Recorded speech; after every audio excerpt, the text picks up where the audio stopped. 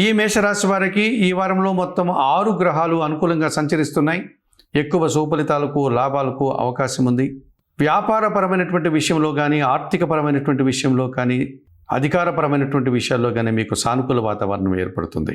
జన్మరాశిలో చంద్ర సంచారం వల్ల కుటుంబ సౌఖ్యాన్ని, సంతోషకర వాతావరణాన్ని చవిచూస్తారు. దశములో కుజుడు సంచరిస్తున్నాడు. గట్టి పోటీని ఎదుర్కొని ఒక నూతన అవకాశాన్ని చేజిక్కించుకుంటారు. భూవాహన లాభాలు కూడా అందుకుంటారు. లాభములో రవి సంచారం ఉంది. అధికారుల అండదండలతో అభివృద్ధిని సాధిస్తారు. ప్రభుత్వం నుంచి కానీ, తండ్రి నుంచి కానీ సహాయం అందుకుంటారు. మీ ఆలోచనలు కలిసి వస్తాయి.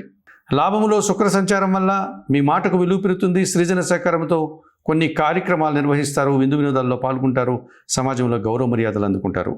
ఈ రాశి వారికి వారంలో ఆది, సోమ, గురు, శుక్రవారాలు అనుకూలంగా ఉన్నాయి.